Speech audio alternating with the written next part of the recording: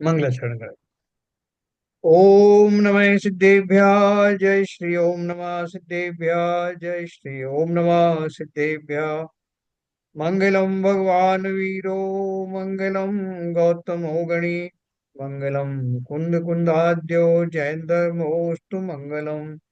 सर्वमंगल मांगल्यम सर्वकल्याणकारकम प्रधानम सर्वधर्माणां जयनं जयतु शासनम। जैनम जयतु शासनम जैनम जयतु शासनम। डॉक्टर उज्ज्वला स्वाहा द्वारा रचित पंचलब्धि ग्रंथ का हम लोग अध्ययन कर रहे हैं, जिसमें हमने क्षयोपशम लब्धि का स्वरूप समझा। और क्षयोपशम लब्धि क्षयोपशम ज्ञान या अन्य क्षयोपशम शब्दों से भिन्न कैसे है, ये अपन ने पढ़ा। ये जनरली हम जो क्षयोपशम का शब्द उपयोग करते हैं वो ज्ञान के लिए विशेष तौर पर करते हैं। ज्ञान का क्षयोपशम कितना है, उगाड़ कितना है, वो कम ज्यादा होता रहता है। तो हम उस अपेक्षा से क्षयोपशम ज्ञान के बारे में जानते हैं। लेकिन क्षयोपशम लब्धि वो लब्धि है, वो सिचुएशन है, वो परिस्थिति है जिस स्थिति में आकर के हमारी समस्त अप्रशस्त प्रकृतियां, पाप प्रकृतियां, चारों घातिया कर्मों की तो नियम से ही अप्रशस्त होती हैं। और जो चार घातिया कर्म है उसमें प्रशस्त और अप्रशस्त में से, दोनों में से जो अप्रशस्त वाली है, कुल मिला के समस्त अप्रशस्त प्रकृतियों का अनुभाग और स्थिति कम होती हुई उदय में आने लगे, उस स्थिति को हम क्षयोपशम लब्धि कहते हैं। अब क्षयोपशम लब्धि प्राप्त होने के बाद जो स्थिति बनी, वो स्थिति बनी, वो घटती हुई आ रही है। घटती हुई आने के बाद में फिर क्या होगा? तो जो होगा उसको ही विशुद्धि लब्धि कहते हैं। ये वहां से चली और कहाँ लैंड की? उसने विशुद्ध लब्धि में लैंड की। कैसे लैंड किया, आज अपन विशुद्ध लब्धि के बारे में जाने।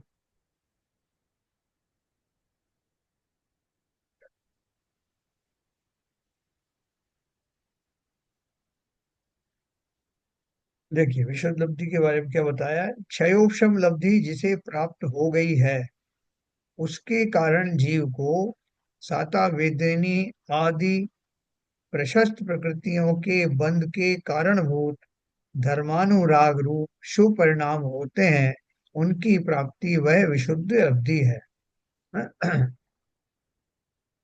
क्या बोल रहे हैं? क्षयोपशम लब्धि जिसे प्राप्त हो गई है, उसके कारण जीव को सातावेदी आदि प्रशस्त प्रकृतियों के बंध के कारणभूत धर्मानुराग रूप शुभ परिणाम होते हैं, उनकी प्राप्ति वह विशुद्धि लब्धि है। देखो, अपन बहुत थोड़ा सा अंतर है। तो पाप और पुण्य में क्या अंतर? अपन बोलते हैं कि साहब वो तीव्र कषाय रूप परिणाम होना, वो पापों का समय है, पापों का आगमन है, पापों का आश्रम है।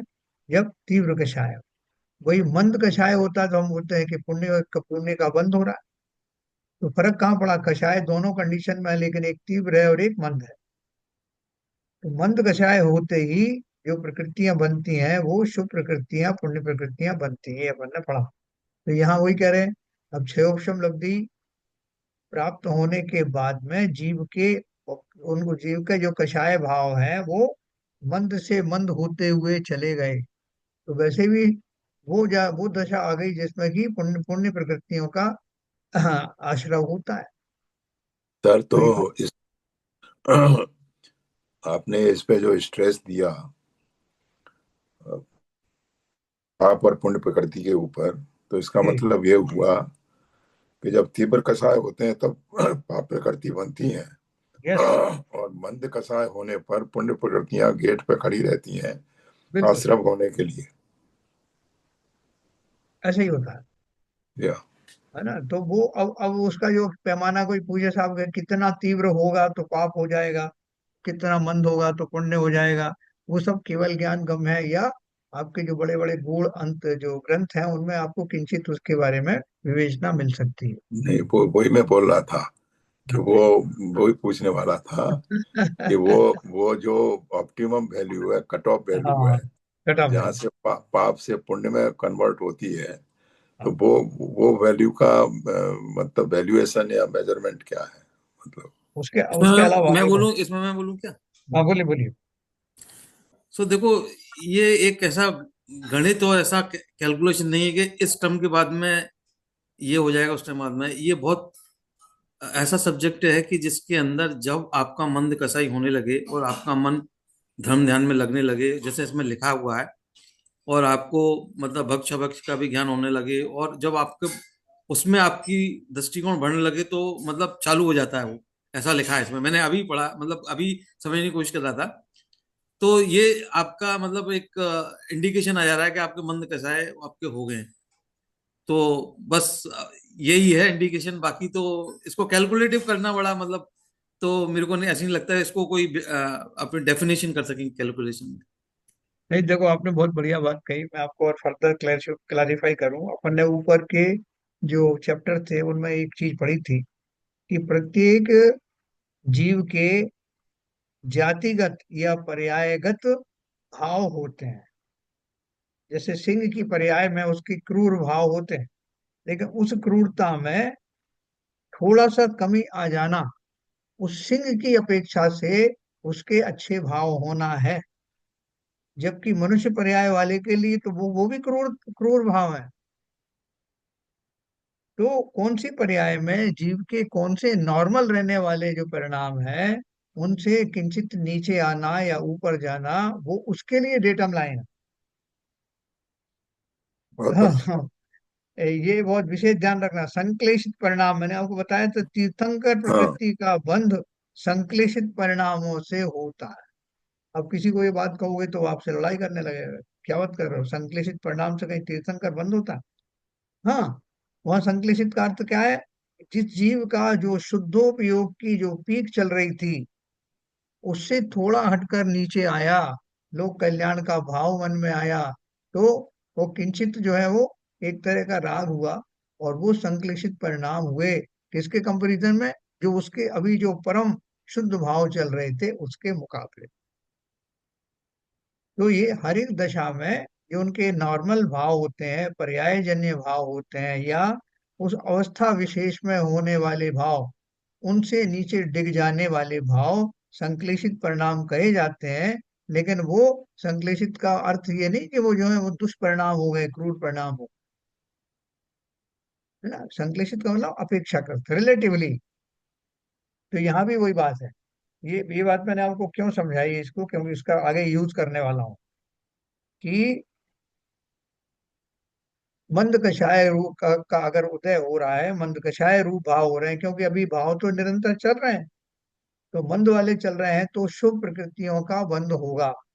और अगर तीव्र कषाय चल रहे हैं तो पाप प्रकृतियों का बंध होगा। तो जिस जीव को क्षयोपशम लब्धि प्राप्त हुई है, अपन ने ये पढ़ा कि उसको साता वेदनी आदि, देखो लिखा ना, क्षयोपशम लब्धि जिसे प्राप्त हो गई है उसके कारण जीव को साता वेदनी आदि समस्त प्रकृतियों के बंध के कारणभूत धर्मानुराग रूप शुभ परिणाम होते हैं।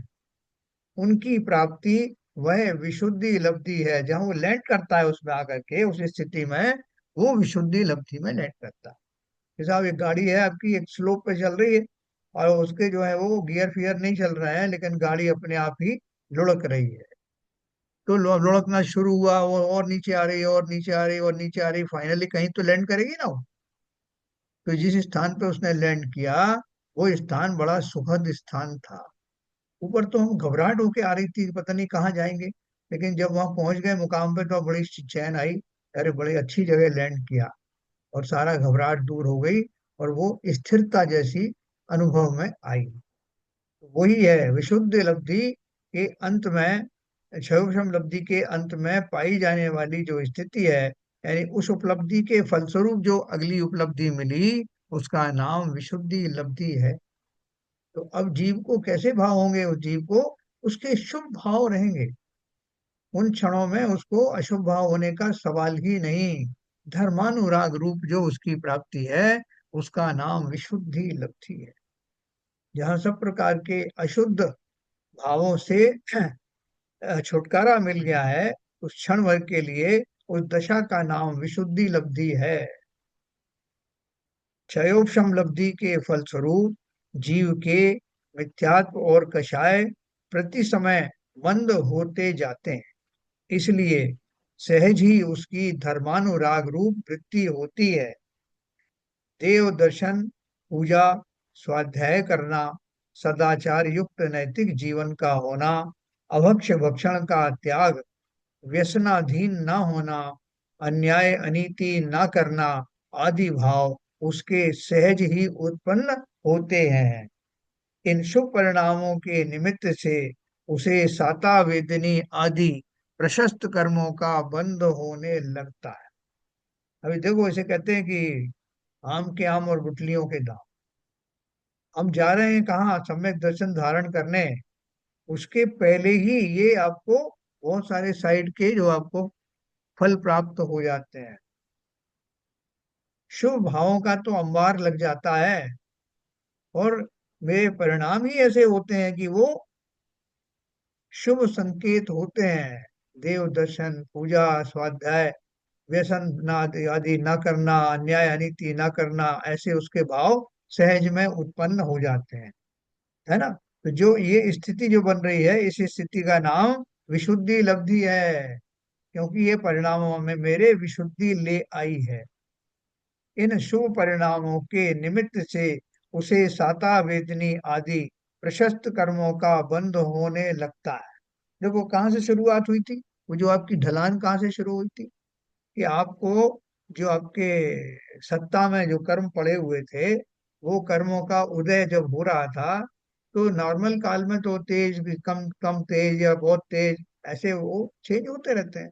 लेकिन इन क्षणों में जब मुझे क्षोक्षम लब्धि के दौर से मैं गुजर रहा था, तब मेरे वो अशुभ कर्म जितने थे, उनकी स्थिति और अनुभाग घटते हुए चले जा रहे थे। इसकी बात कर रहे हैं, अशुभ की बात कर रहे हैं, पाप प्रकृतियों की बात कर रहे हैं। उनका अनुभाग और स्थिति कम होती चली जा रही थी। अब उन्हीं का, उनका अशुभ की बात चल रही है। फाइनली क्या हुआ कि वो जिस जगह आ गए, उस जगह पे अब अशुभ की बात नहीं कर रहे हैं, अब काय की बात कर रहे हैं, कि अब मेरे परिणाम ऐसे हो गए कि शुभ प्रकृतियों का संचार होना प्रारंभ हो गया, है ना। तो इसलिए ये दूसरी लब्धि हुई। वो जो पहली लब्धि थी उसमें अप्रशस्त प्रकृतियों का अनुभाग और स्थिति कम होती गई, और विशुद्ध लब्धि आने पर परिणाम इतने निर्मल हो गए कि अब उस जीव को जो सब पॉजिटिव चीजें हैं उन्हीं में मन लगता है। तो दोनों लब्धियों में आपको फर्क महसूस हुआ होगा। इन शुभ परिणामों के निमित्त से उसे साता वेदनी आदि प्रशस्त कर्मों का बंध होने लगता है। ये आपको फ्री में मिल रहा है। फ्री में इसलिए मिल रहा है कि आपको जो अभी महान उपलब्धि होने वाली, सम्यक दर्शन की प्राप्ति तो होने वाली है, और उससे पहले ही ये ठंडी हवाएं आ गई। विशुद्धि शब्द शास्त्र में अलग अलग जगह अलग अलग अर्थ में आता है। देखो अपन जो बात कर रहे थे वो शायद यहाँ आएगा। विशुद्धि लब्धि के प्रकरण में तथा अन्य सामान्य कथन में विशुद्धि का अर्थ शुभ परिणाम ही लेना। देखो क्या उन्होंने बहुत आपको सचेत किया है कि इस विशुद्धि में कहीं आप जो है शुद्धोपयोग की बात ना समझ जाएं। इसलिए आपको आगाह कर दिया है कि ये बात कौन सी चल रही, शुभ परिणामों की चल रही है, शुद्ध की बात नहीं है अभी। विशुद्धि शब्द शास्त्र में अलग अलग जगह अलग अलग अर्थ में आता है, तो मैं आपको बताऊंगा कहाँ क्या उसमें अर्थ में आता है। विशुद्धि लब्धि के प्रकरण में तथा अन्य सामान्य कथन में विशुद्धि का अर्थ शुभ परिणाम ही लेना। करण लब्धि के समय जब कहेंगे कि विशुद्धि अनंत गुणा बढ़ती जाती है, वहां तत्व ज्ञान की निर्मलता और श्रद्धा या चारित्र संबंधी निर्मलता के साथ हानि को प्राप्त होने वाले कषायों के उदय स्थानों को विशुद्धि कहते हैं। क्या फर्क हुआ इसमें? फर्क क्या हुआ? हाँ, कि अभी जो मेरे जो परिणाम है उनमें कषायों में कमी कितनी आई है, उनकी तीव्रता में कमी आई, उनके स्थिति में कमी आई, उनके अनुभाग में कमी आई। तो इस हिसाब से तो वो कमी है, उसके हिसाब से मैंने विशुद्धि शब्द का प्रयोग किया। लेकिन वो कह रहे हैं कि जो असली विशुद्धि आएगी, वो विशुद्धि कौन सी होगी? जब मेरे करण लब्धि के भाव बनेंगे। तो करण लब्धि के भाव कब बनते हैं? करण लब्धि जब अचीव होती तब क्या होता है? तब आत्मा के से नजदीकियां बहुत बढ़ने लगती हैं, क्योंकि अभी ये साक्षात्कार होने वाला है आत्मा से। तो उस समय की जो विशुद्धि है, वो विशुद्धि कैसी है? वो वास्तविक विशुद्धि है। उन जगहों पर चूंकि मेरा एकीकरण, मेरा फोकस आत्मा से होना शुरू हो गया है, इसलिए उन क्षणों में ये जो सो कॉल्ड शुभ भाव है, उन शुभ भावों की नहीं, इनडायरेक्टली मैं शुद्धोपयोग से जुड़ने लगता हूँ। और शुद्धोपयोग क्या दशा है? शुद्धोपयोग दशा में वो जो कषाय हैं बिल्कुल मिनिमम मंदतम हो जाती। तो वो मंदतम क्यों होती है? वो किसकी अपेक्षा से होती, किसके वहां से होती है? शुद्धोपयोग के सानिध्य में रहने के कारण होती है। इसलिए जब करण लब्धि का जो प्रसंग आएगा, तब विशुद्धि का अर्थ शुद्धोपयोग से कनेक्ट हो जाए। अभी शुभोपयोग से कनेक्ट किया। ये भारी बात है, थोड़ी समझना। तो क्या बोल रहे हैं? विशुद्धि शब्द शास्त्र में अलग अलग जगह अलग अलग अर्थ में आता है। विशुद्धि लब्धि के प्रकरण में तथा अन्य सामान्य कथन में विशुद्धि का अर्थ शुभ परिणाम ही लेना। करण लब्धि के समय जब कहेंगे कि विशुद्धि अनंत गुणा बढ़ती जाती है, वहां तत्व ज्ञान की निर्मलता और श्रद्धा या चारित्र संबंधी निर्मलता के साथ हानि को प्राप्त होने वाले कषायों के उदय स्थानों को विशुद्धि कहते। अब 10वां गुण स्थान पे आ गया, श्रेणी आरोहण की, मान लो उदाहरण के लिए बता रहा हूं। तो 10वें गुण स्थान में के प्रारंभ में सूक्ष्म लोभ कषाय विद्यमान है। तो वो सूक्ष्म कैसे हुई? 7वें गुणस्थान के अंत से प्रारंभ होने वाली वो जो छपक श्रेणी, अक्षम श्रेणी है, उसमें निरंतर ये कषायों में मंदता होती चली गई। मैंने कषायों को एड्रेस नहीं किया। उस समय मेरा कोई जिनेन्द्र देव की भक्ति आदि के भाव भी नहीं थे। उस समय मेरा सीधा फोकस आत्मा की ओर था, और उस आत्मा की ओर बढ़ते हुए मेरे भावों के कारण वो गुण स्थान बढ़ते चले जा रहे थे। और फलस्वरूप अपने आप ही जो कुछ भी कषाय शेष थी, उनमें नगण्यपना, उनमें कमी, निरंतर कमी आती चली जा रही थी। मैंने उसको टारगेट में लिया नहीं, अपने आप ही हो रहा था। इसलिए जब 10वां गुण स्थान तक मेरे भाव पहुंचे, तो वो जो कुछ थोड़ी बहुत कषाय बची थी, उनका अंतिम जो ट्रेस था, वो भी सूक्ष्म लोक कषाय के रूप में खिल गया। तो वैसी ही स्थिति यहाँ करण लब्धि में होने वाली है। तो इसलिए वो बोल रहे हैं कि वास्तविक जो विशुद्धि है, विशुद्धि शब्द के बारे में बता रहे हैं, और विशुद्धि शब्द के में शुद्धोपयोग का कनेक्शन जो करण लब्धि के काल में होता है, उसमें और सामान्य विशुद्धि में अंतर है। इतनी बात करें। इसमें किसी को कोई कंफ्यूजन हो तो पूछ सकते हैं। करण लब्धि के समय जब कहेंगे कि विशुद्धि अनंत गुणा बढ़ती जाती है, वहां तत्व ज्ञान की निर्मलता और श्रद्धा या चारित्र संबंधी निर्मलता के साथ हानि को प्राप्त होने वाले कषायों के उदय स्थानों को विशुद्धि कहते हैं। यानी श्रद्धा भी सम्यक आ, हो रही है, होने जा रही है, और चारित्र संबंधी निर्मलता यानी मेरा जो सम्यक सम्यक के सम्मुख होने वाला जो चारित्र है, वहां तक मैं पहुंचने वाला हूँ, सम्यक सन्मुख। प्रथमोपशम सम्यक के समय श्रद्धा यानी प्रतीति और तत्व निर्णय की निर्मलता समझना, और अपूर्व करणादि श्रेणी के गुण स्थानों में चारित्र संबंधी निर्मलता अर्थात बढ़ती हुई वीतरागता समझना।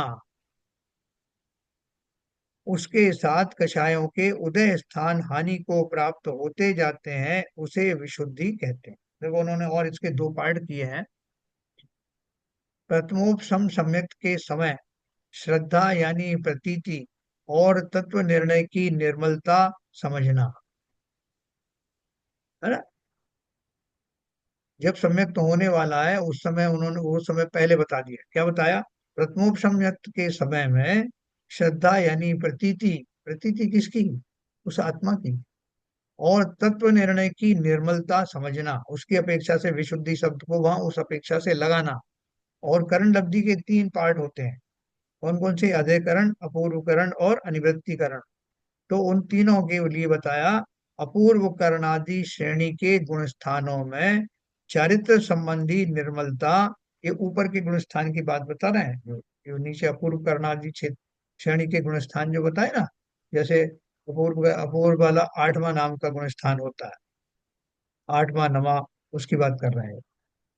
तो सम्यक दर्शन को एक तरफ रख दिया उन्होंने, इतने ही लिखा उसमें, प्रथमोक्षम सम्यक के समय श्रद्धा यानी प्रतीति और तत्व निर्णय की निर्मलता समझना। और ऊपर के गुण स्थानों के बारे में साथ साथ बता दिया, अपूर्व करणादि श्रेणी के गुण स्थानों में चारित्र संबंधी निर्मलता अर्थात बढ़ती हुई वीतरागता समझना। यानी अभी दो चीजें समझेंगे। सम्यक दर्शन जो हम अभी प्राप्त करने जा रहे हैं, जिसकी बात हो रही है, तो हमारी इस पूरी प्रक्रिया में हमारी श्रद्धा निर्मल होती जा रही है। अभी चारित्र की बात इसमें पूरी तरह लागू नहीं हो रही। चारित्र की बात कहाँ करेंगे? जब उन गुण स्थानों में जो श्रेणी आरोहण होता है, वहां वास्तव में चारित्र में ही कार्य होता है, क्योंकि सम्यक दृष्टि जीव ही गुण स्थानों में आरूढ़ होता है। वह सम्यक दर्शन तो हो गया। अब चारित्र संबंधी कमजोरियां निकलने के लिए वो अलग अलग गुण स्थानों में आरूढ़ होते हैं, और वहां प्योरली चारित्र संबंधी निर्मलता प्रकट होती है। ये दोनों बातें उन्होंने यहाँ पे बताया। ठीक है, इसमें कोई कंफ्यूजन जरा भी हो तो बताना। नहीं, मैं तो ये पूछ रहा था सर जी। कि जब प्रथमोत्तम तब सम्यक्त हो रहा है, वो मिथ्या मिथ्या मिथ्या जो जीव हाँ है, हाँ मिथ्यावादी, उसको प्रथम बार हो रहा है। हाँ तो वो तो पहली बार पहले गुण स्थान से चतुर्थ स्थान में जा रहा है। हाँ। तो जब उसकी कर्ण लब्धि की पहला पहला श्रेणी आई, अपूर्व कर्ण आती है, तो इसका मतलब ये हुआ कि उस समय उसके जो भाव होंगे, वो उसके भाव ऐसे होते हैं जो आठवें नौवें गुण स्थान के होते हैं। ये कह रहे हैं आप? नहीं, अभी इन्होंने खाली यहाँ पर उनकी चर्चा नहीं की है। जो अपूर्व करणादि जो इसमें करण लब्धि के अंदर आएंगे ना, उनकी चर्चा नहीं की यहाँ पर। हाँ, यहाँ यहाँ इतना ऊपर तो इतने छोड़ दिया। यहाँ पे प्रथमोपशम सम्यक के समय श्रद्धा यानी प्रतीति तत्व निर्णय की निर्मलता समझ, खाली उन्होंने इसको दो पार्ट में कर दिया। सम्यक दर्शन इसमें सारा कुछ समाहित है। प्रथमोपशम सम्यक में करण लब्धि के तीनों पार्ट भी समाहित हैं। अधेकरण, अपूर्वकरण और अनिवृत्तिकरण, ये तीनों उसके करण लब्धि के पार्ट हैं। और इन तीनों लब्धि पूर्वक ही प्रथमोपशम सम्यक तो होता है। तो यहाँ खाली उन्होंने ये बोला कि प्रथमोपशम सम्यक के समय में यानी करण लब्धि के काल में जो कुछ होता है वो प्रक्रिया में श्रद्धा हमारी पवित्र होती है। और जब श्रेणी आरोहण करते हैं, देखो शब्द लिखा है ना, अपूर्व करणादि श्रेणी के गुण स्थानों में, मुनियों के जो गुण स्थान होते हैं उनमें क्या होता है? बोले यहाँ पर क्या हो रहा है, यहाँ पे जो सम्यक दर्शन की प्राप्ति में जीव को क्या हो रहा है, और उन श्रेणियों में क्या होता है, वो श्रेणी आरोहण में क्या होता है, इनमें डिफरेंस यहाँ बता दिया। ठीक है ना। तो वहाँ खाली इसलिए स्पष्ट किया है ये, कि हमारा अभी जो व्यापार चल रहा है प्योरली श्रद्धा को शुद्ध करने का व्यापार चल रहा है। और गुण तो स्थानों इसको में जो ऐसा भी मुनियों कह सकते हैं भाई साहब हाँ कि जी जो श्रद्धा और चरित्र, चाहे चरित्र बाद में घटित होता है, लेकिन श्रद्धा जब जैसे जैसे निर्मल होती है उसका इनडायरेक्ट इफेक्ट चरित्र पे भी पड़ता जाता है। आप कह सकती हैं, बिल्कुल कह सकती हैं। क्योंकि वो हम्म। हाँ, उतना चारित्र तो अभी भी प्रकट हो जाएगा जो सम्यक आचरण कहलाता है। जी। सम्यक दृष्टि जीव का जो चारित्र प्रकट होता है, क्योंकि चारित्र भी कोई मिथ्या थोड़ी रहेगा, जी।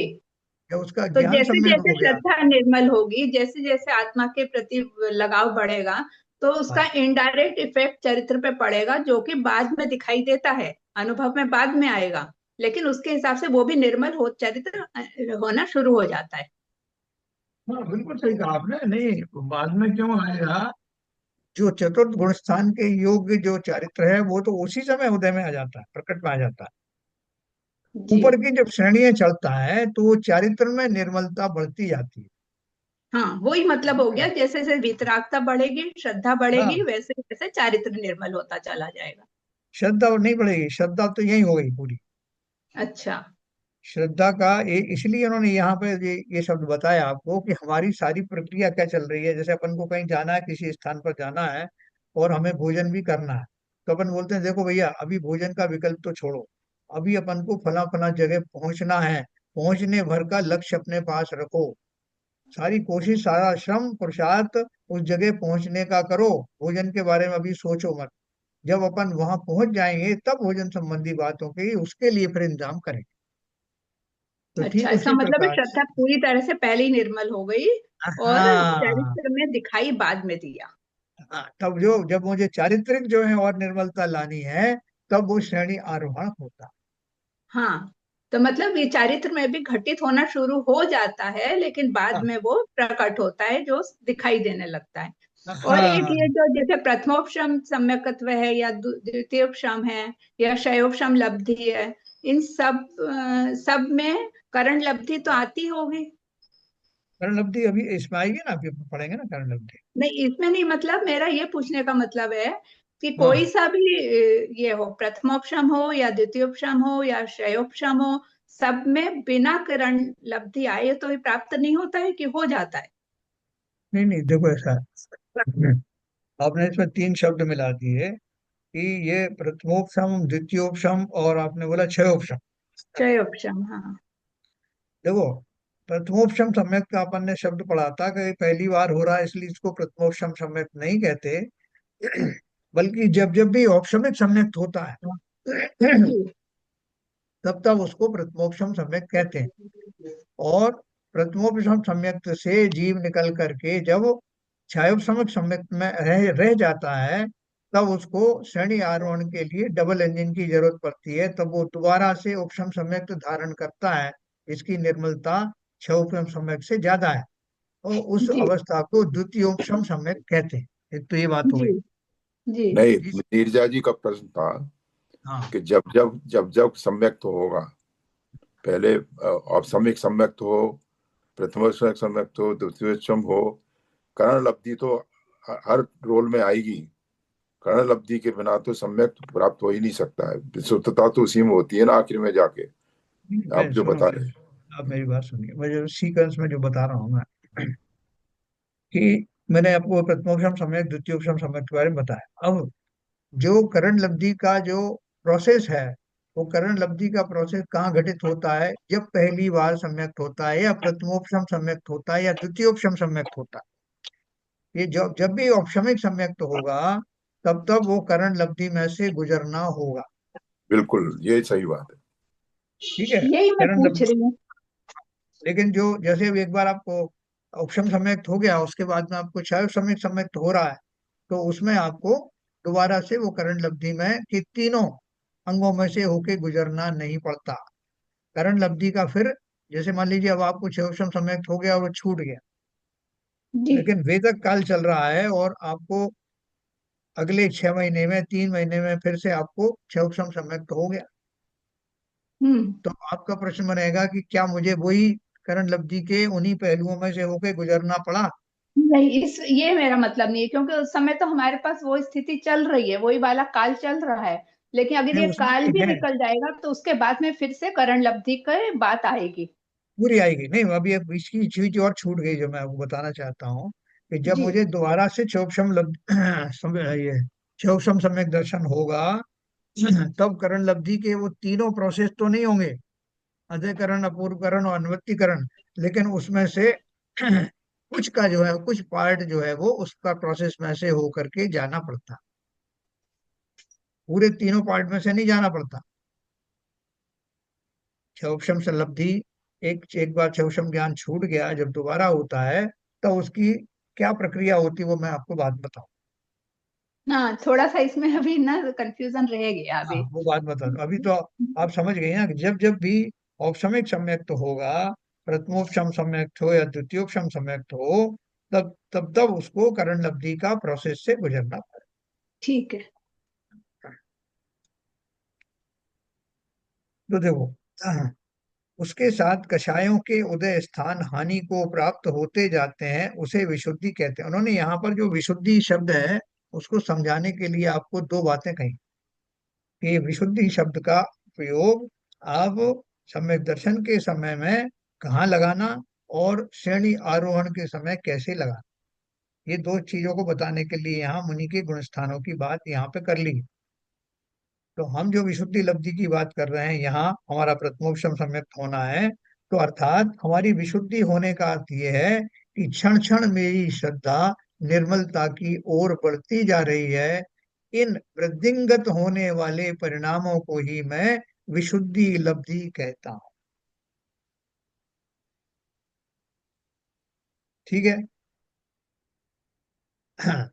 प्रथमोपशम सम्यक्त के समय श्रद्धा यानी प्रतीति और तत्व निर्णय की निर्मलता समझना, हाँ, और अपूर्व करणादि श्रेणी की अपन ये बाद में पढ़ना, बाद में समझना, ये क्योंकि उन्होंने खाली बताया है कि असली वास्तव में शुद्धोपयोग पूर्वक जो चारित्र की निर्मलता आती है, उसको वहां गुण स्थानों की जब चर्चा करेंगे तो वहां उसको विशुद्धि कहेंगे।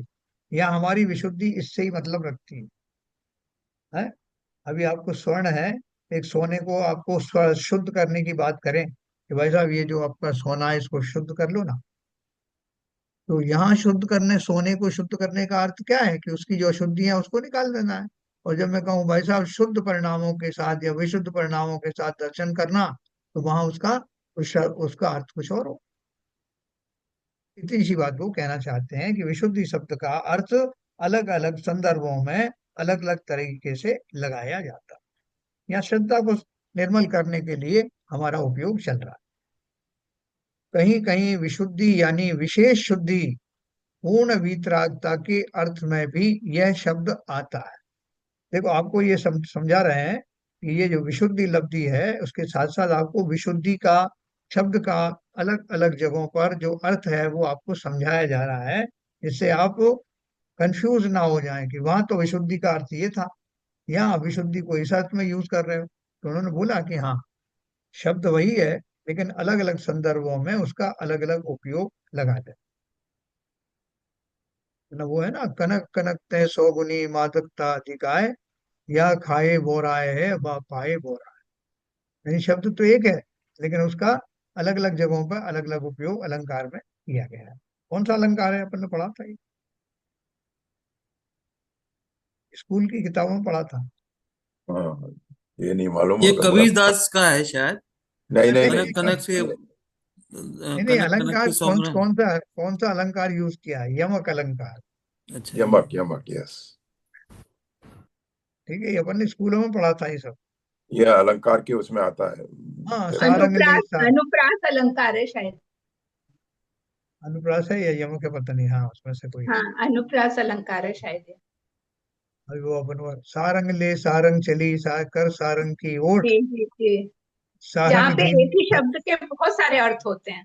हाँ, किस जगह पे तो उसका ये, क्या अर्थ लेना है। हाँ, जैसे विशुद्धि है मतलब हर ग्रेड की प्यूरिटी को ये शो कर रहा है कि हर ग्रेड में बिल्कुल, प्यूरिटी बढ़ रही है, वहां पे उसे विशुद्धि बोल रहा है। बिल्कुल। अब आपसे कहे आदमी कि साहब ये जल शुद्ध जल है मतलब बिल्कुल प्योर जल है, तो कोई कहे साहब ये बिल्कुल जो शराब है ना एकदम नीट, एकदम शुद्ध शराब है, तो अरे पानी भी शुद्ध और शराब भी शुद्ध। तो शराब उसकी अपेक्षा से शुद्ध है कि उसमें जो शराब की भूमिका में होने वाले जो जो कण हैं जो उसको शुद्ध शराब नहीं बनने देते वो उसमें से निकल गए, इसलिए ये नीट शराब। ये दोनों शब्द अलग अलग हैं लेकिन दोनों में शुद्ध शब्द का इस्तेमाल किया गया। तो इसी तरह समझना इसको। कहीं कहीं विशुद्धि यानी विशेष शुद्धि, पूर्ण वीतरागता के अर्थ में भी यह शब्द आता है। जहाँ जो योग्य अर्थ है उसे ठीक तरह से ग्रहण करना। कषायों का उदय पूर्णतः मिटने पर पूर्ण विशुद्ध कहलाता है। पूर्ण विशुद्ध कौन सा वाला स्थान है, कौन सा गुण स्थान है जहाँ पे पूर्ण विशुद्ध हो जाता है? केवल ज्ञान से पहले पहले तक के कौन सा गुण स्थान है जहाँ पूर्ण विशुद्ध हो जाता है, कषायों का दस उदय पूरी तरह समाप्त हो जाता 10वां गुण स्थान है। है? 10वां गुण स्थान है कषायों की अपेक्षा से। और बाकी की और दूसरे जो घातीय कर्म है उन सबसे निवृत्ति 12वें गुण स्थान के अंत 12वें में। गुण स्थान में। जीव के कषायों के को दो भेदों में विभाजित करते हैं, संक्लेश परिणाम और विशुद्ध परिणाम। कषायों के कुल स्थान असंख्यात लोक प्रमाण हैं, उनमें बहुभाग संक्लेश के स्थान है और एक भाग विशुद्धि के स्थान है। उनमें क्या भेद है यह देखते हैं। देखो अभी बहुत बारीक बात आ रही है आपके साथ। क्या आ रही है कि हमारे जितने परिणाम होते हैं या तो संक्लेशित होते हैं या जो है वो शुद्ध होते हैं, लेकिन शुद्ध जो है वो बहुत दूर जाने पर उनकी शुद्धि मिलती है? जैसे कि आपको कहीं बहुत ज्यादा वायु में जो है दुर्गंध आ रही है, तो हम क्या करते हैं उस स्थान से दूर जाने लगते हैं, और थोड़ी दूर जाते हैं तो वो घटती हुई तो रहती है लेकिन अभी भी है। लेकिन वहां से जाने के बाद में फिर बहुत दूर जाने के बाद में एक जगह ऐसा आता है कि वहां वो संक्लेशित या वो जो बैड स्मेल है वो एकदम बंद हो जाती है, वहां उसकी अनुभूति नहीं होती। वो हमारे लिए शुद्ध स्थान बन जाता है। तो वो बहुत दूर तक दूर जाने पर हुआ। तो इसी तरह से जीव के जो संश्लेषित परिणाम हैं वो बहुत दूर तक रहते हैं, बहुत देर तक रहते हैं, बहुत समय तक रहते हैं, बहुत अनुभाग उनका ज्यादा है। और वो जो है लिखा ना कितने स्थान है, जैसे आपको कोई कषाय है, मेरी कषाय और ज्यादा है, वो मेरे से ज्यादा वाले और ज्यादा लोग हैं, ऐसे करते करते कषायों के कितने प्रमाण हैं, लोक असंख्यात लोक प्रमाण। लोक कितना है? ये हमारा लोक है, जिस लोक में हम बैठे हैं वो लोक कितना है? वो असंख्यात प्रदेश, असंख्यात प्रदेश प्रमाण है। तो असंख्यात प्रदेश वाला जो है वो लोक है, एक लोक हुआ। तो अब फिर लोक से मैं तुलना करूंगा, जैसे छोटी छोटी यूनिट से मिला करके लोग क्या करते हैं, जैसे 1 किलो का बाट बनाना है तो क्या करते हैं कि एक उसमें एक बैंगन रख दिया, एक ककड़ी रख दी और ये सब रख रखा करके 1 किलो रख लिया, बना दिया 1 किलो। अब उस 1 किलो से वो जो सब्जी वब्जी के रूप में जो 1 किलो का माप आया उससे पर बाकी चीजों को मैं तोलने लगते हैं, क्योंकि बाकी उसके पास बांस छोटे छोटे थे। तो ठीक उसी प्रकार से मैंने लोक प्रमाण नाम का एक मेजरमेंट बना लिया। एक लोक प्रमाण मतलब असंख्यात प्रदेश वाला जो लोक प्रमाण हो गया। अब उस लोक प्रमाण से मैंने फिर अन्य चीजों को मेजरमेंट लिया, तो मैंने लिया असंख्यात लोक प्रमाण। जो मेरा असंख्यात प्रदेश ही एक लोक था, ऐसे असंख्यात लोक, तो वो उसकी गिनती हो गई। तो ऐसे कषायों के बारे में बोल रहे हैं कि कषाय ये मत समझना कि 8-10 लोगों में आप बांट दोगे कि इसकी कषाय इतनी, इसकी इतनी, इससे ज्यादा, इसकी इतनी, 10-8 में लेवल में पूरा हो जाए, नहीं। इतने लंबे, इतने सारे उसके भेद हो सकते हैं, इतनी सारी डिग्रियां हो सकती हैं कि आपके मुकाबले में कोई दूसरे आदमी को जरा सा एक ज्यादा है, उससे आगे वाले को उससे थोड़ा सा ज्यादा है। ऐसे करते करते असंख्यात लोक प्रमाण कषायों के स्थान हैं, और उनमें ज्यादातर संक्लेश, बहुभाग संक्लेश के स्थान है। मतलब कषायों के तो हैं ही, कषायों में दो दशा है, एक मंद दशा और एक तीव्र दशा। तो जो तीव्र दशाएं हैं उनको उन्होंने संक्लेश स्थान कहा, और जो मंद स्थान है उनको विशुद्ध स्थान कहा, वो बहुत कम है। कषायों के कुल स्थान असंख्यात लोक प्रमाण है, उनमें बहुभाग संक्लेश के स्थान है और एक भाग विशुद्धि के स्थान है। उनमें क्या भेद है यह देखते हैं।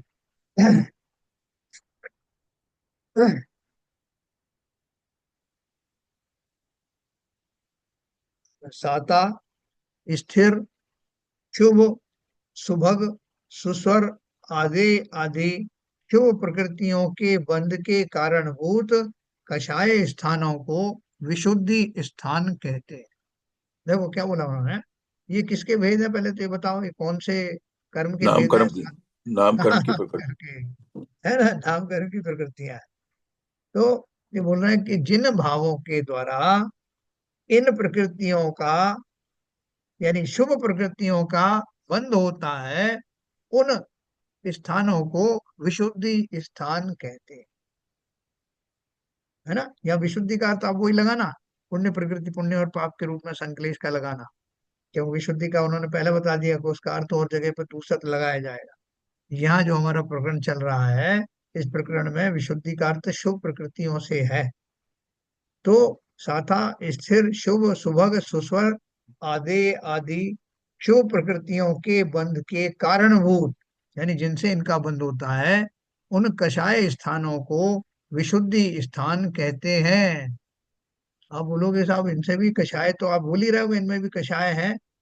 जिन मगर मंद भावों कषाय। से मंद कषाय हैं, है ना, कषाय तो है, लेकिन मंद कषाय होने के कारण से ये शुभ प्रकृतियों का बंध होता है। और असाता अस्थिर, यानी इसके उल्टे, अशुभ दुर्भग दुस्वर अनादेय आदि अशुभ प्रकृतियों के बंध के कारणभूत कषायों के उदय स्थानों को संक्लेश स्थान कहते हैं। ठीक है सर। तो ये जो उनके कषायों के उदय स्थान है वो कौन से हैं, कि जिसमें ऐसे भाव मेरे जब होते हैं तब वो उनका असाता अस्थिर आदि का बंध होता है अत्यंत। और इनका इनका जो परिमाण ज्यादा है, जैसे अपन ने ऊपर पढ़ा ना, ये देखा अपन ने, संक्लेश परिणाम कषायों के कुल स्थान असंख्यात लोक प्रमाण है, उनमें बहुभाग संक्लेश के स्थान है और एक भाग विशुद्धि के स्थान। अपन संसार में देखो, जो अनंत अनंत जीव हैं, उन जीवों में से मेजॉरिटी उनके भाव जो हैं संक्लेशित परिणाम ही हैं।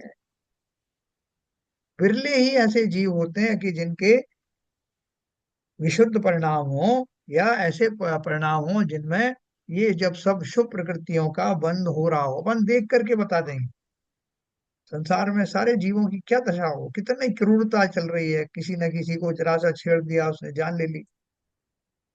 है ना, बात बात पर ये तो मनुष्यों में हो रहा है, बाकी तिर्यंचों में, एक इंद्री से लेकर के और 5 इंद्री तक के तिर्यंचों में कैसी मारा मारी चल रही है, नरकों में कैसी चल रही है, निगोदों में कैसा हो रहा है।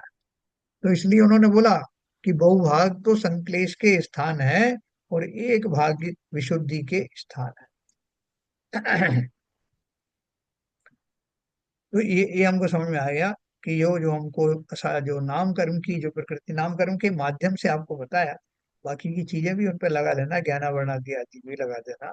ये उन्होंने, क्योंकि पुण्य और पाप की सारा खेल आ, आघातीय कर्मों में होता है, और आघातीय कर्मों में नाम कर्म एक बड़ा कर्म है, जिसमें बहुत सारी प्रकृतियां ऐसी हैं जो शुभ प्रकृतियां हैं, बहुत सारी ऐसी हैं जो अशुभ प्रकृतियां हैं, तो हम समझने में सही रहेगी। तो जो हमको जीवन में जिन जिन से हमें पाला पड़ता है, उनमें से बहु रूप में जो है ये नाम कर्म की प्रकृतियां हैं। अपन जब कोई व्रत आदि धारण करता है तो अपन क्या बोलते हैं, भाई साहब साता में तो हो ना। तो वहां साता का अर्थ क्या है, कि आकुलताएं तो नहीं हुई आपने जो व्रत नियम आदि लिए थे। तो वो साता शब्द कहाँ से आया, किसके लिए आया, वो मेरी जो शारीरिक दशाएं हैं या मानसिक दशाएं हैं, उनमें आकुलता की कमी आना, वो साता का होता है। स्थिर होना, यानी रोगों से रहितता होना, वो स्थिर नाम कर्म के कारण होती है। शुभ भाव, शुभ के कारण सारे जो अंगोपांग हैं वो सब वैसे अच्छे होते हैं। सुभग है, सुस्वर है, आदेय है, आपने ने सब डिटेल में पढ़ा।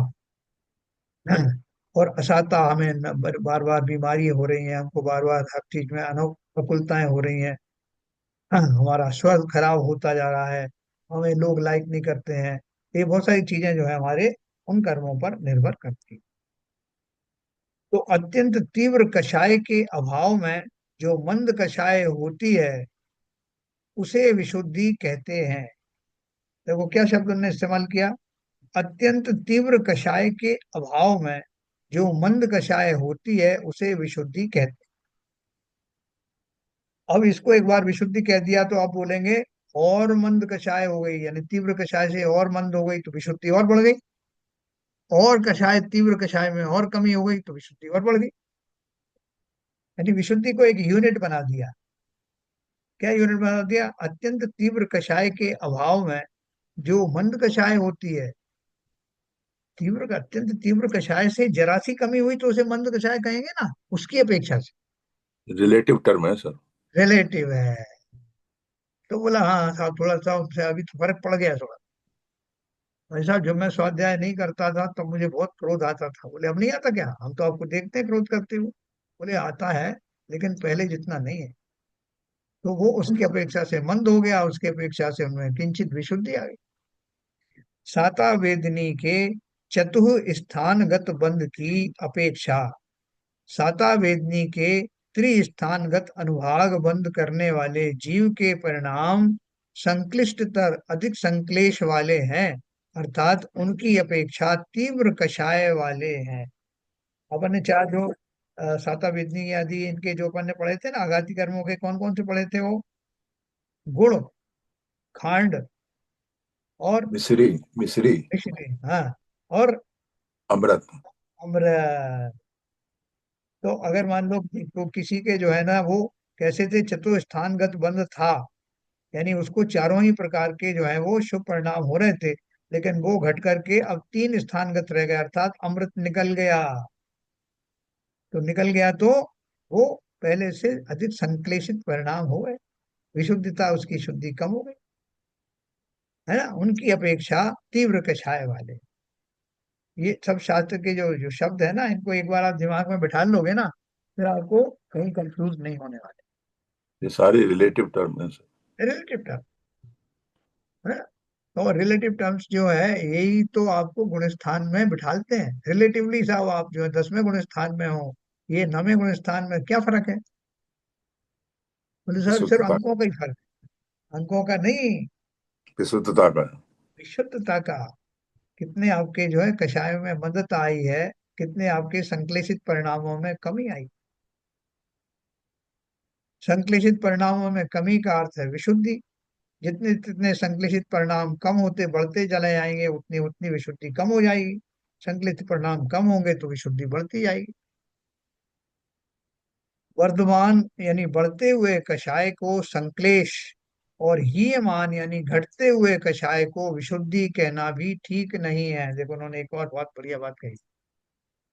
वर्धमान बढ़ते हुए कषाय को संक्लेश, और हीयमान यानी घटते हुए कषाय को विशुद्धि कहना भी ठीक नहीं है। क्यों नहीं है ठीक? कषायों की वृद्धि केवल असाता के बंध का कारण नहीं है, क्योंकि कषायों की वृद्धि के काल में साता का भी बंध पाया जाता है।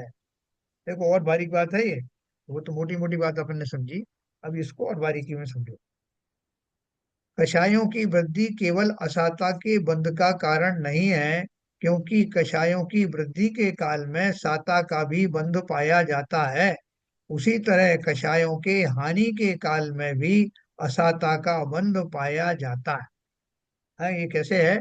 इसको आगे आगे और एक्सप्लेन करेंगे। मैं आपको एक एग्जांपल देता हूँ।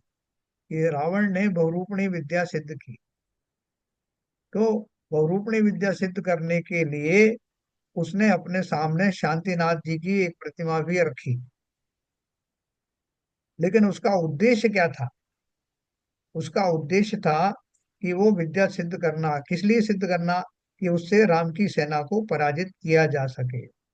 एक उसने जो भक्ति के भाव बनाए और जो संकल्प लिया कि मैं डिगूंगा नहीं, तो वो उसकी जो स्थिरता थी, भावों की स्थिरता, और जो उसमें प्रगाढ़ता थी, वो शुभ आश्रव का भी निमित्त बनी, शुभ बंध का निमित्त बनी। शांतिनाथ भगवान की उसने उपासना की।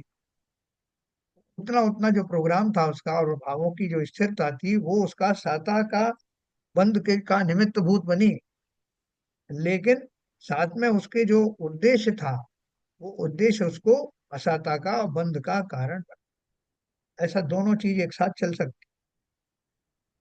क्या बोला उन्होंने? कषायों की वृद्धि केवल असाता के बंध का कारण नहीं है, क्योंकि कषायों की वृद्धि के समय में साता का भी बंध पाया जाता है। मैं घर से लड़कर के आ गया, किसी से बहुत ज्यादा मैं परेशान हो गया, आकर के मंदिर में बैठ गया, उस समय मैंने जिनेन्द्र देव की उपासना शुरू कर दी। कषायों का कषाय बैकग्राउंड में चल रहे हैं, वहां से दुखी होके आया है, और बहुत सारी चीजें बीच बीच में आ भी जाती हैं कि देखो उन्होंने मुझसे क्या कहा, और फिर एकदम भगवान की भक्ति में आ जाता हूँ। ऐसा मुझे जो अल्टरनेट आता जाता है, एक बार मुझे वो कुछ हिलोरे आ जाती हैं पुरानी, और एक बार मुझे भगवान की भक्ति एकदम आती है। ऐसा जीव के बड़े कॉम्प्लिकेटेड भाव होते हैं। वो कॉम्प्लिकेटेड में हम और आप में देखो कितनी पर्सनैलिटीज एक साथ होती हैं, कि हम जो है वो बहुत सारे अच्छे भावों से गुजर रहे हैं, उस समय कोई खोटे भाव भी आ जाते हैं। तो ये जो कॉम्प्लेक्सिटी है उसको यानों ने एक्सप्लेन किया है कि कषायों की वृद्धि केवल असाता के बंध का कारण नहीं है, क्योंकि कषायों की वृद्धि के काल में साता का भी बंध पाया जाता है। उसी तरह कषायों की हानि के काल में भी असाता का बंध पाया जाता है। जो कषाय जो है वो कम हो रहे हैं, उस समय भी अभी मुझे बेचैनी हो जाए कि मुझे लग रहा है कि भैया मुझे क्या करना है, ये सब जितना जो सामान मिल गया है और जितना धन आ गया उतना पर्याप्त है ना। तो थोड़ी किंचित मेरी शांति हुई, किंचित मेरे कषाय कम हुए, लेकिन फिर एक हिलोर आई कि बस इतना भर हो जाए कि 2-5 करोड़ रुपए मिल जाए तो मेरे बेटे का भला हो जाए। फिर अभी तो आप बोल रहे थे कि जो है वो जितना मिला है वो ही बहुत है, क्या करना है, और आपके दूसरे क्षण ये भाव आ गए, नहीं मुझे अपने लिए नहीं चाहिए, लेकिन मेरे बेटे को अगर ये मिल जाए, बेचारा बड़ा परेशान है, तो अच्छा हो। तो कषायों के मंदी के समय में भी आपने असाता का उदय, आपको असाता का बंद कर लिया। ऐसा जो है निरंतर घटित होता रहता है, इसलिए बोल रहे हैं कि उसको एकदम सिंपल फार्मूला मत मानना। क्या सिंपल फार्मूला? कि वर्धमान यानी बढ़ते हुए कषाय को संक्लेश का कारण, और घटते हुए कषाय को विशुद्धि कहना भी ठीक नहीं है। तो इसलिए नहीं है ठीक कि ये डायरेक्टली प्रोपोर्शनल नहीं है, उस बीच में जीव के भाव दूसरे प्रकार के भी होते हैं, ये बारीकी समझाने के लिए बात है। तो इसका मतलब ये हुआ कि जो जिस समय संकलित परिणाम चल रहे हैं, उसके कसात बहुत चल रहे हैं, हाँ उस समय कोई समता के भाव आ गए, समता के भाव आ गए, तो दोनों तरह के आश्रम होंगे आपके। बिल्कुल, बिल्कुल। हाँ, देखो आप कभी प्रैक्टिकल करके देखना, अपने ऊपर ही सोच के देखना, कि कभी आपको किसी ने बहुत सताया, तो आपको एक तो उसके प्रति क्षोभ आता है, और दूसरे क्षण जो आपका बैकग्राउंड बन गया है स्वाध्याय आदि के द्वारा, उससे आपको भी लगता भैया मेरा कोई पाप का उदय आया होगा, जिसके कारण मेरा अपमान किया, बाकी तो वो अपमान करना मैं उनको दोषी क्यों ठहराऊं, ऐसे भाव भी आएंगे।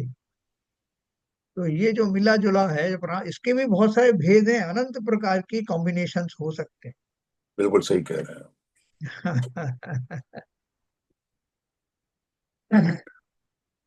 तो कल अपन इसके बारे में और बारीकी पढ़ेंगे। देखो ये हमको बहुत अच्छा मौका मिला है, जिस समय हमारा उपयोग काफी सूक्ष्म हो गया है, ये बारीक बातें हमको समझ में आने लगी हैं, और इनको समझने से हमको, जो हम सुपरफिशियल नॉलेज वाले नहीं, इसको अंदर तक ग्रहण कर सकते हैं। कि हमको कई बार प्रश्न उठता है, जैसा वो आदमी जो रोज निरंतर मंदिर जाता है उसको गुस्सा क्यों आता है, वो छल कपट आदि क्यों करता है। और मैं अपने बारे में सोचता हूँ सब कि मेरे को जब छल कपट का भाव आता है तो तुरंत मुझे ऐसा लगता है कि मैं कुछ गलत कर रहा हूँ।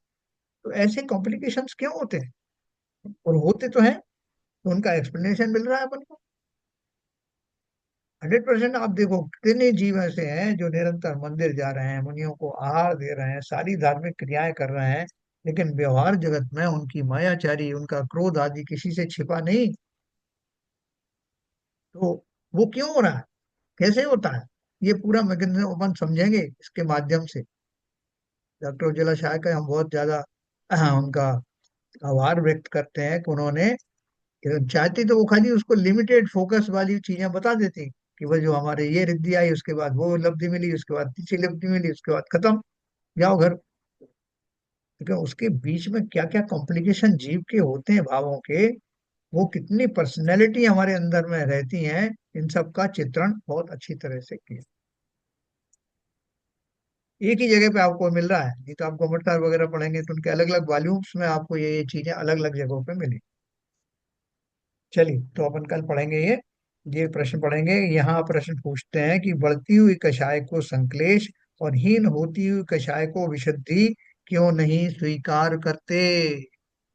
हमारी धारणा को उन्होंने एकदम एक वो हैमर मार के तोड़ दिया बीच में, जिस फार्मूले की तरफ हम बढ़ रहे थे। तो ऐसा क्यों है, ये अपन कल जाते हैं। ठीक है सर। ठीक है सर। चलिए समय हो गया। जिनवाणी स्तुति करेंगे संजय प्रकाश। ललित जी आ गए क्या? ललित जी हो तो ललित करेंगे ललित जी शायद। नहीं आए। हाँ, संजय संजय प्रकाश करेंगे। वो हैं तो सही, लेकिन वो वीडियो नहीं पे नहीं आएंगे आज शायद। चलो ठीक। मिथ्यात्म नाश वेको ज्ञान के प्रकाश वेको आपा परे भास वेको भानु से बखानी है। चाहूं द्रव्य जान वेको बंध विधि भान वेको स्वपर पहचान वेको परम प्रमानी है।